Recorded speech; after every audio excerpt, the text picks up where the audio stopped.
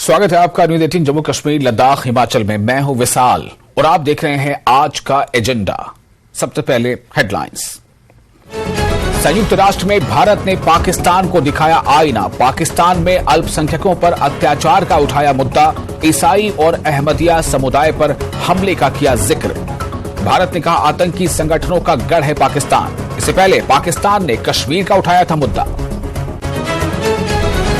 Mir wise Umar Farooq ने कहा बातचीत से सभी समस्याओं का निकाला जा सकता है समाधान। 4 साल बाद जामा मस्जिद श्रीनगर में खुतबे की मिली इजाजत। कहा अलगाववादियों को देश का दुश्मन घोषित करना अफसोसजनक। हमारे कश्मीरी पंडितों को हमेशा वापस आने का है निमंत्रण।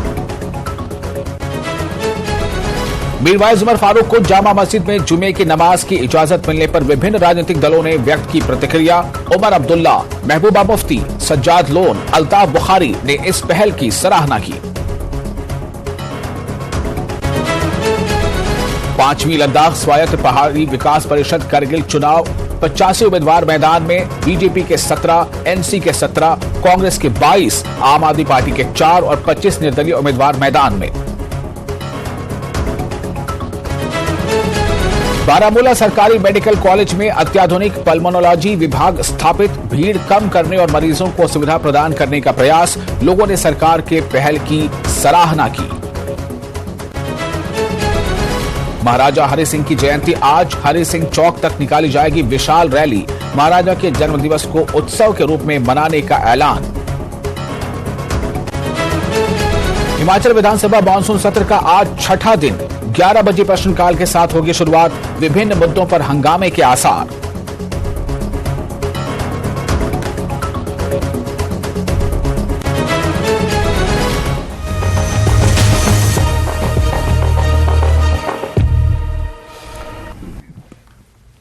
और अब खबरें विस्तार से। संयुक्त राष्ट्र ने भारत में पाकिस्तान को आईना दिखाया। संयुक्त राष्ट्र में भारत ने पाकिस्तान को आईना दिखाया है। पाकिस्तान में अल्पसंख्यकों पर अत्याचार का मुद्दा भारत ने उठाया। ईसाई और अहमदिया समुदाय पर हमले का किया जिक्र। आतंकी संगठनों का गढ़ है पाकिस्तान। भारत ने अपने इस स्टैंड की वजाहत की। पाकिस्तान ने कश्मीर का इससे पहले उठाया था मुद्दा। जम्मू कश्मीर लद्दाख भारत के अभिन्न अंग। भारत ने इस चीज की भी क्लियर कर दिया, अपने इस स्टैंड को फिर से दोहराया कि जम्मू कश्मीर लद्दाख भारत के अभिन्न अंग हैं। तो ये एक बार अहम खबर आपको फिर से हम बता रहे हैं कि संयुक्त राष्ट्र में भारत ने पाकिस्तान को आईना दिखाया है। पाकिस्तान में अल्पसंख्यकों पर अत्याचार का मुद्दा उठाया गया। ईसाई और अहमदिया समुदाय पर हमले का जिक्र किया गया। आतंकी संगठनों का गढ़ है पाकिस्तान। भारत ने ये कहा यूएन में। पहले पाकिस्तान ने कश्मीर का उठाया था मुद्दा और भारत ने अपने इस स्टैंड की यूएन में एक बार फिर से वजाहत कर दी है कि जम्मू कश्मीर लद्दाख भारत के अभिन्न अंग हैं।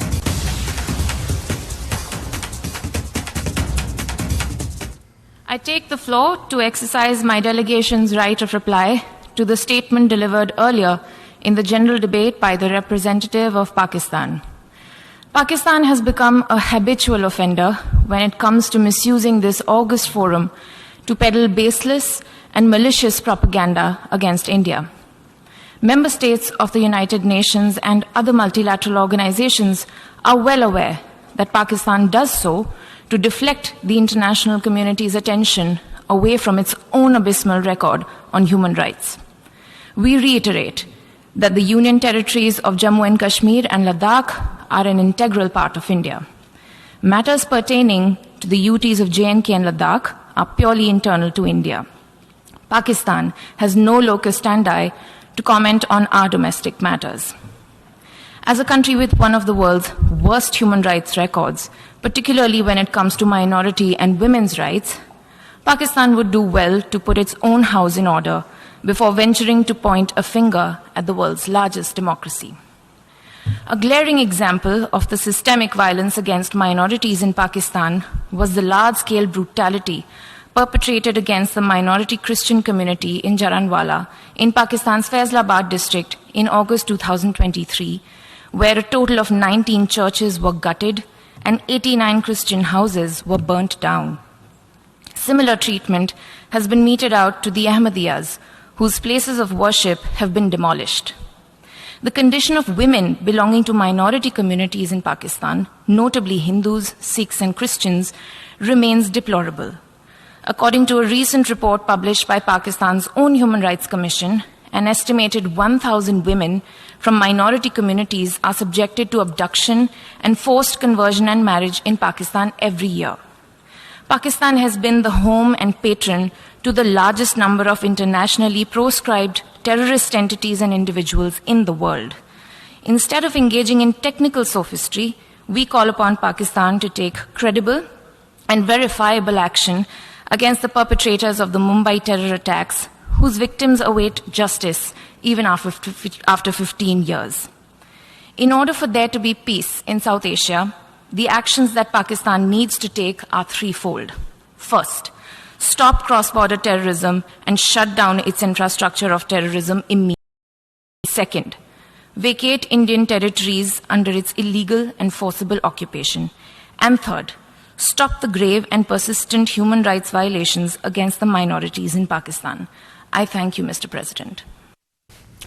और इस खबर पर हमारे साथ जुड़ गए हैं और ज्यादा जानकारी के साथ शैलेंद्र वांकू, हमारे सहयोगी दिल्ली से।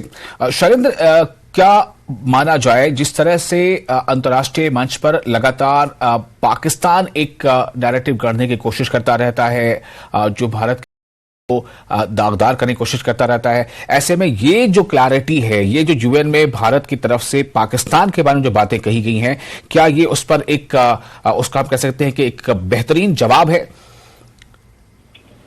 देखिए विशाल, इसमें अहम बात यह है कि जब भी कोई पाकिस्तानी प्रधानमंत्री, चाहे वो इमरान खान हो, चाहे वो शहबाज शरीफ हो, या फिर काकर जो नए केयरटेकर पीएम है अभी पाकिस्तान के, वो जब भी यूएन जाते हैं या किसी भी मंच पर जाते हैं तो कश्मीर का मुद्दा जरूर उठाते हैं। तो इस बार भी पाकिस्तान के केयरटेकर पीएम ने कश्मीर के मुद्दे का जिक्र किया और ये कहा कि साउथ एशिया में पीस के लिए इसका हल की जरूरत है। लेकिन इसका सीधा जवाब देते हुए ध्यान देने वाली बात यह है कि इसमें जिसको चुना गया है वो एक बहुत ही जूनियर डिप्लोमेट है, एक यंग डिप्लोमेट है, पेटल गहलोत। उनको ये जिम्मेदारी दी गई कि पाकिस्तान के प्रधानमंत्री को जवाब देने के लिए एक जूनियर मोस्ट डिप्लोमेट को ये जिम्मेदारी सौंपी गई और उन्होंने पूरी तरह से लताड़ दिया है पाकिस्तान को यूएन में। और उन्होंने जो फैक्ट्स रखे हैं सामने, जिसमें पिछले महीने जो अटैक हुआ था वहां पर क्रिश्चियन कम्युनिटी पर कई घर जलाए गए थे, कई चर्च जलाए गए थे, और साथ ही साथ जो अहमदिया कम्युनिटी है उस पर भी जो हमले हुए हैं, उनके जो रिलीजियस प्लेसेस पर हमले हुए हैं, उसका भी जिक्र भारत ने किया है। और जिस तरह की बात पाकिस्तानी प्रधानमंत्री ने की थी जी, उसका जवाब देते हुए भारत ने कहा है कि 3 ऐसे मुद्दे हैं जिस पर अगर पाकिस्तान काम करता है तो साउथ एशिया में शांति लौट आएगी। उसमें सबसे ऊपर है कि वो आतंकवाद की फैक्ट्री को बंद करे, सीमा पर आतंकवाद को बंद करे। दूसरी अहम बात ये, जो पाकिस्तान के जो कब्जे वाले इलाके हैं जिसमें पीओके भी शामिल है, पीओजे शामिल है, उसको पाकिस्तान तुरंत खाली करे। और तीसरी अहम बात कि जो वहां माइनॉरिटीज हैं, चाहे वो सिख हो, हिंदू हो, अहमदिया हो या फिर क्रिश्चियंस हो, उनके खिलाफ जो परसिस्टेंट प्रोसिक्यूशन चल रहा है, उन पर अत्याचार हो रहे हैं, ह्यूमन राइट वायलेशन हो रहे हैं, उनको तुरंत बंद करना चाहिए। तो कुल मिलाकर भारत ने करारा जवाब दिया है पाकिस्तान को, क्योंकि हर बार पाकिस्तान इसी मंच का गलत इस्तेमाल करता है भारत के खिलाफ झूठ और फरेब फैलाने के लिए। जी, बहुत शुक्रिया आपका शैलेंद्र तमाम इस जानकारी के लिए। तो भारत ने एक तरह से कह सकते हैं कि मुंह तोड़ जवाब दिया है यूएन में, और जो स्टैंड है भारत का आतंकवाद को लेकर और या फिर जो इंटीग्रिटी को लेकर, जिसमें जम्मू कश्मीर है, लद्दाख है, उसको बहुत ही साफ गोई के साथ ये बात वहां रख दी गई है यूएन में, और इससे एक साफ और सीधा संदेश भी पाकिस्तान के लिए।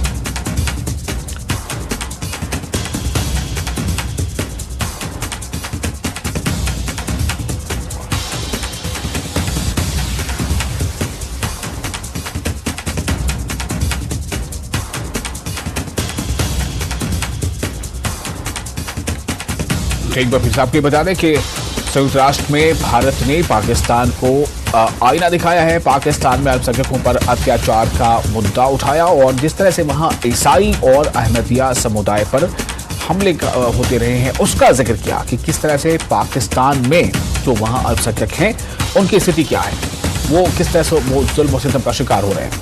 और साथ ही साथ ये बताया कि जो पाकिस्तान जो है वो आतंकी संगठनों का गढ़ है, और साथ में ये भी कहा गया कि भारत जो है वो इस बात को बखूबी दुनिया के सामने बताना चाहता है और खासतौर से पाकिस्तान को एहसास करना चाहता है कि जम्मू कश्मीर लद्दाख जो है वो भारत के अभिन्न अंग हैं, भारत का अटूट हिस्सा हैं। और इससे पहले भारत के बारे में पाकिस्तान ने भारत के मुद्दे को उठाते हुए कश्मीर का मुद्दा उठाया था, जिसके जवाब में ये बातें पाकिस्तान को दी गई हैं यूएन में। और आगे बढ़ते, हिमाचल विधानसभा के मानसून सत्र का आज छठा दिन है। सुबह 11 बजे शुरू होगी सदन की कार्यवाही, प्रश्नकाल के साथ शुरू होगी कार्यवाही। कई मुद्दों पर हो सकती है चर्चा। आज भी हंगामे के पूरे आसार हैं, ऐसा बताया जा रहा है कि जिस तरह से पिछले 5 दिन जो है वो हंगामों की नजर हो गया, तो आज भी बताया जा रहा है कि हंगामे के पूरे आसार हैं। तो आज हिमाचल प्रदेश में जो विधानसभा का सत्र चल रहा है, जो मानसून सत्र है, हिमाचल विधानसभा की मानसून सत्र का आज छठा दिन है और आज 11 बजे से ये सत्र की जो कार्यवाही है वो शुरू होगी। प्रश्नकाल के साथ ये कार्यवाही शुरू होनी है। कई मुद्दों पर चर्चा हो सकती है, गर्मागर्म बहस हो सकती है और साथ ही ये बताया जा रहा है कि आज भी ये हंगामे जो है वो जोरदार हो सकते हैं। पूरे इसके आसार नुमाया हैं। हमारे साथ फोन लाइन पर है राजेंद्र, ज्यादा जानकारी के साथ। राजेंद्र, अब तक जो सत्र के दिन गुजरे हैं और आज छठा दिन है, तो आज आप क्या देख रहे हैं, क्या कुछ आज होगा? विशाल, आज भी उसी प्रकार सत्र रह सकता है जैसे पिछले कुछ दिनों से चला हुआ है। लगातार तीखी नोक-झोंक और विपक्ष के बीच में देखी जा रही है। अब कई मुद्दे सदन में अभी तक गूंज चुके हैं और कर्ज को लेकर आज का मुद्दा अब ये लग रहा है जिस प्रकार प्रदेश में आज हिमाचल प्रदेश की फाइनेंशियल सिचुएशन को लेकर हालांकि सरकार की तरफ से एक व्हाइट पेपर सदन में लाया गया था, लेकिन विपक्ष की तरफ से वॉकआउट कर दिया गया था और ये कहा गया था कि ये सिर्फ पिछले 5 सालों का है। अगर व्हाइट पेपर सरकार लाना चाह रही है तो कार्यकाल का व्हाइट पेपर लाया जा सकता था पिछली 2 सरकारों का और कंपैरिजन फिर हो सकता था कि किस प्रकार का है, क्योंकि हिमाचल प्रदेश आज के समय में पूरी तरह से कर्ज की बोझ में दब चुका है और अब इस वक्त अगर हम कहें तो 76,630 करोड़ रुपए का कर्ज पूरी तरह से हिमाचल के ऊपर है। सिर्फ कर्ज की अगर हम बात करें, जो कुल अदायगी है वो इससे बहुत अधिक है और इसी को लेकर जो नेता प्रतिपक्ष हैं उनकी तरफ से ये श्वेत पत्र लाया गया था और श्वेत पत्र में ये जो जिक्र किया गया था उसके अनुसार अब रुपए की देनदारियां हिमाचल सरकार को है जो उनको अदा करनी है। तो ऐसे में क्योंकि सोर्स ऑफ इनकम प्रदेश सरकार के पास रेवेन्यू जनरेशन के बहुत कम है और ऊपर से फिर अब ओपीएस जो कुछ एक कटौतियां हैं वो केंद्र सरकार की तरफ से, इंटरनेशनल एजेंसीज की तरफ से वो भी लगना शुरू हो गई है। तो जो कर्ज मिलता है उसकी लिमिट भी सदन में काफी गुंजा रहा और उसके अलावा अगर हम कहें तो बेरोजगारी को लेकर मुद्दा गुंजा रहा। पिछले आउटसोर्स कर्मचारियों को जो 20 तारीख से विधानसभा के बाहर चौड़ा मैदान में धरने प्रदर्शन के लिए बैठे हैं, उनका मुद्दा कल सदन में गूंजा। विपक्ष की तरफ से कहा गया कि 6 महीने की सैलरी इन कोविड वॉरियर जो कोविड के समय तैनात किए गए थे और कठिन परिस्थितियों में उन्होंने सेवाएं दी थी, अब उनको सरकार निकालने का रास्ता साफ कर रही है। 30 सितंबर को उनको लास्ट जो वर्किंग डे है वो 30 सितंबर उनका निर्धारित किया गया है। तो उसको लेकर कल सदन में काफी ये मुद्दा गूंजा रहा और सत्ता पक्ष और विपक्ष के बीच में तीखी नोक-झोंक भी इस दौरान विपक्ष की तरफ से वॉकआउट भी किया गया इस पूरे मुद्दे का। और कल सदन में सरकार की एक भी पेश किया गया जिसमें जो राजस्व से जुड़े हुए मामले हैं उनके लिए भू राजस्व कानून में संशोधन किया गया और समय सीमा हुए बहुत से मामले हैं जिनमें समय सीमा निर्धारित नहीं थी। तो ऐसे में लोगों को लगातार पटवारी, कानपुर तहसीलदार, तमाम लोगों के चक्कर काटने पड़ रहे थे। एसडीएम तक पर भी एक बड़ा कदम उठाया गया है और पिछले कल अब इसको लेकर एक भू राजस्व कानून संशोधन अधिनियम पेश किया गया सदन में। इसके अलावा ग्रीन सिटी को लेकर काफी चर्चा हुई। हिमाचल प्रदेश में नियम 130 के तहत कांग्रेस विधायक की तरफ से एक प्रस्ताव लाया गया था नियम 130 के तहत, जिसमें ग्रीन स्टेट को लेकर चर्चा हुई और इसके अलावा इलेक्ट्रिक व्हीकल को लेकर चर्चा हुई। तो मुख्यमंत्री ने कहा कि 2026 तक कोशिश की जाएगी कि अब इलेक्ट्रिसिटी बसों में कन्वर्ट किया जाए। इसके अलावा 1 साल के अंदर कोशिश की जा रही है कि एटलीस्ट सबसे पहले शिमला शहर की जो टैक्सियां हैं उनको इलेक्ट्रिक टैक्सी में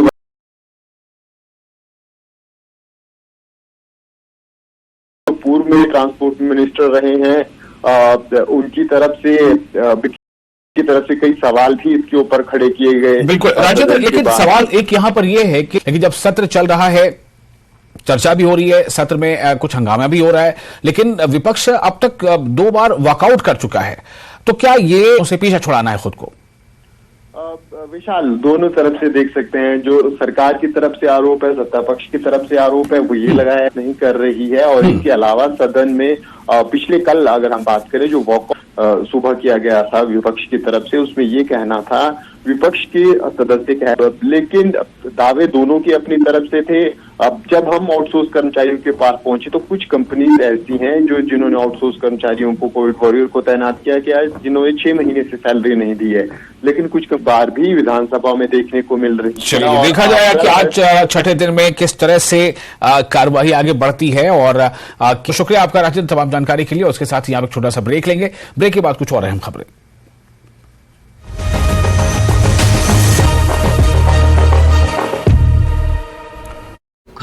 मणि गांव के प्रभावितों को 1 महीने बाद भी नहीं मिली फौरी राहत। राहत शिविर में रहने को मजबूर 11 परिवार। सरकार प्रशासन से घर बनाने के लिए जमीन देने और आर्थिक मदद की गुहार। निवासी ऋचा शर्मा ने मिस टूरिज्म यूनिवर्स 2023 का खिताब किया अपने नाम। भारत का बढ़ाया बांध। लेबनान की राजधानी बेरूत में 27 देशों की सुंदरियों के बीच स्पेशल प्राइज मिस डैशट इन वोटिंग से सम्मानित। सिरमौर के गिरिपार इलाके में ऋषि पंचमी पर्व की धूम। दहकते अंगारों से निकले महासु भक्त। क्षेत्र के सुख समृद्धि के लिए की कामना।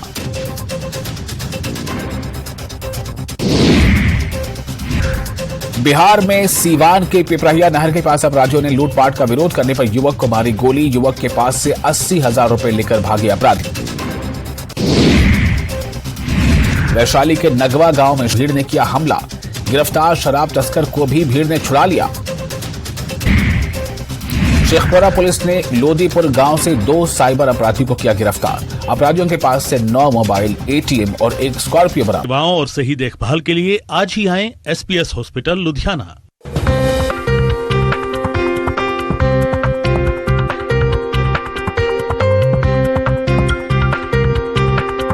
स्वास्थ्य सेवाओं और सही देखभाल के लिए आज ही आएं SPS हॉस्पिटल लुधियाना।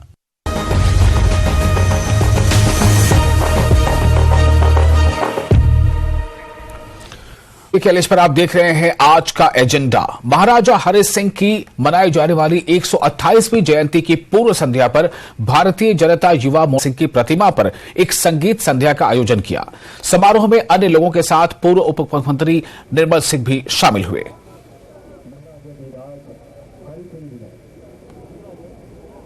महाराजा हरि सिंह के जन्मदिन की पूर्व संध्या है और उनका जो स्टैच्यू यहाँ पर लगा, जब यहाँ पर हमारी कारपोरेशन थी भारतीय जनता पार्टी की, उस उनके चरणों में हम भारतीय जनता युवा मोर्चा की तरफ से हमेशा की तरह यहाँ पर हो रहा है। महाराजा हरि सिंह का जम्मू कश्मीर के लिए और भारत के लिए बहुत बड़ा योगदान है। महाराजा हरि सिंह ऐसे महाराजा थे जो आधुनिक युग के बहुत ही प्रोग्रेसिव महाराजा। उनका समाज के हर क्षेत्र में, चाहे वो सामाजिक क्षेत्र है, आर्थिक क्षेत्र है, या राजनीतिक तौर पर भारत की जो एकता के लिए, अखंडता के लिए जो उनका योगदान है, वो हमेशा उनको याद किया जाएगा। सबसे पहले मैं 128वें जन्म दिवस के अवसर पर महाराजा हरि सिंह जी के सारे जम्मू कश्मीर वासियों को और सारे देशवासियों को बहुत बहुत बधाई देता हूं। महाराजा हरि सिंह जी जो एक महान देशभक्त थे और वहीं पर समाज के अंदर एक परिवर्तन की क्रांति लेकर के आने वाले शासक थे, जिन्होंने 1925 के अंदर जब शपथ ली और जब राज्याभिषेक उनका हुआ तो उन्होंने सबसे पहले शब्द कहे थे कि सभी न्याय है, और जीवन पर्यंत उन्होंने न्याय के ऊपर चल का उदाहरण, जिस समय अंग्रेज और बहुत लोग उनके विलय किया, तो उनके जन्म दिवस के अवसर पर सभी को पूर्व संध्या पर कार्यक्रम और फिर आज इसे बहुत ही एक उत्सव के तौर पर मनाए जाने का ऐलान देना पड़ेगा। जो जब से पिछले साल से छुट्टी घोषित की गई है उनको होती है, तो उसके बाद ज्यादा से ज्यादा लोग अब इसमें पार्टिसिपेट कर रहे हैं। पिछले साल भी बहुत सारे कार्यक्रम है। देखिए कल रात को जो आपने चलाया भी, अभी जो हमने सुना भी, निर्मल सिंह थे, बीजेवाईएम के जो नेता थे वो थे, और एक म्यूजिकल प्रोग्राम भी देर रात तकरीबन 12 बजे तक वहां पे चला, फिर केक भी काटा गया। तो आज के कार्यक्रम अगर देखें तो युवा राजपूत सभा ने अपना कार्यक्रम रखा है, बीजेपी ने अपना कार्यक्रम रखा है, डीपीएपी जो है उसके भी कार्यक्रम है, रैली निकलेगी, मेला होगा इस उपलक्ष्य में। देखिए 128वां बर्थडे मना रहे हैं, बर्थ एनिवर्सरी हम महाराजा हरि सिंह की मनाई जा रही है आज। तो उस संदर्भ में जितने भी कार्यक्रम हैं जहां जहां पे भी करने हैं वो किए जा रहे हैं, और कोशिश की जा रही है कि जो महाराजा हरि सिंह ने जो फॉलोइंग दी है, जो टीचिंग्स दी हैं, जो लोगों को समझाया है, जो अपने रूल में उन्होंने जो काम किए हैं, उस काम को लोगों तक पहुंचाना, उस काम के प्रति लोगों को जागरूक करना, और जिस तरह उन्होंने हिंदू, मुस्लिम, सिख, ईसाई सभी धर्मों की बात की, और सभी खासकर जो गरीब लोग हैं अपने रूल में, उन गरीब लोगों की मदद की, और उनके लिए बहुत सारे वेलफेयर स्कीम्स को लॉन्च किया। तो आज के जो कार्यक्रम हो रहे हैं उसमें लोगों को ये समझाने की कोशिश की जा रही है कि महाराजा हरि सिंह ने किस तरह से अपने कार्यकाल में लोगों की खिदमत की, किस तरह से वेलफेयर से, और सबसे बड़ी बात है कि जो भारत के साथ जो उन्होंने इल्हाक किया वो भी अपने आप में एक बहुत बड़ा हिस्टोरिकल चीज थी। तो जो चीजें हैं वो उनके 128वें बर्थडे पे आज उस उपलक्ष्य में सभी लोगों को समझाया जा रहा है। रैली, मैंने जिस तरह कहा, रैलीज निकाली जाएंगी। इसी तरह से जो स्टैचू है उनका, महाराजा हरि सिंह का जो स्टैचू है जेवल में, वहाँ डोगरा चौक में, वहाँ पे बहुत सारी पार्टीज के लीडरान आएंगे, वो वहाँ पे उनको ट्रिब्यूट देंगे। तो कई तरह के प्रोग्राम है, मिठाइयाँ बांटी जाएंगी, बाकी चीजें। युवा राजपूत सभा ने पहले से, जिस तरह से अभी कुछ दिनों पहले टोल प्लाजा पे एक बड़ा एजिटेशन किया था, तो उसके बाद वो अपना एक ताकत आज फिर दिखाएंगे, और एक बड़ी रैली बनतलाब एरिया से निकलेगी जो महाराजा हरि सिंह के स्टैचू तक चलेगी। वहां पे फिर वहां सेलिब्रेशन होंगे। तो कई कार्यक्रम हैं, दिन भर ये कार्यक्रम चलेंगे, और क्योंकि अब छुट्टी भी है, गेजेटेड हॉलीडे भी पिछले साल से डिक्लेयर की गई है, तो जो जोश है, बलबला वो ज्यादा है इस बार। चलिए, बहुत शुक्रिया आपका समेत तमाम जानकारी के लिए। इस पर खास ये है कि गजेटेड छुट्टी है जिसका ऐलान किया गया था, तो उस छुट्टी के साथ आज का दिन जो है वहां मनाया जाएगा, उसको लेकर काफी जोश है, जैसा समीर बता रहे थे, और कई जगहों पर कई संगठनों के जरिए अलग अलग तरह के कार्यक्रम किए जाएंगे। और इस वक्त एक ब्रेकिंग न्यूज आपको दे रहे हैं, खबर मंडी से है। मंडी से खबर यह है कि अभी तक भारत नहीं पहुंचा है लालमन का शव। 13 दिनों से परिवार का रो रो कर बुरा हाल है। सरकार से लगा रहे हैं मदद की गुहार, जल्द से जल्द घर पहुंचाया जाए शव। सऊदी अरब में 10 सितंबर को मौत हो गई थी। खबर मंडी से आपको दे रहे हैं, हिमाचल प्रदेश की मंडी से। खबर यह है कि भारत नहीं पहुंच पाया है अभी तक लालमन का शव, जो वहां सऊदी अरब में रहकर वहां कोई काम करता था, लेकिन वहां उसकी किसी परिस्थिति में मौत हो गई है। तो 13 दिनों से परिवार का रो कर बुरा हाल है। परिवार वाले ये गुहार लगा रहे हैं सरकार से कि उसके बेटे के शव को भारत लाए जाने की व्यवस्था की जाए। सरकार से लगातार जो है वो मदद की गुहार लगा रहे हैं परिवार, जल्द से जल्द घर पहुंचाया जाए शव। सऊदी अरब में 10 सितंबर को उसकी मौत हो गई थी। तो ये इस वक्त की एक अहम खबर आपको दे रहे हैं। मंडी से खबर है, हिमाचल प्रदेश की मंडी से, कि अभी तक भारत नहीं पहुंचा है लालमन का शव।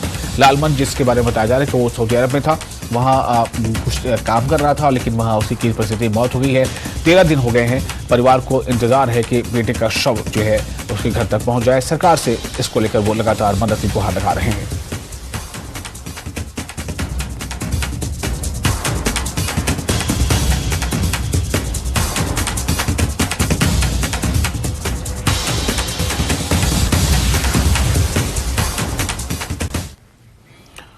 और इसके साथ ही इस बुलेटिन में फिलहाल इतना ही, लेकिन न्यूज 18 JKLH पे लगातार बड़ी और अहम खबरों का सिलसिला जारी रहेगा। आप बने रहे न्यूज 18 JKLH के साथ।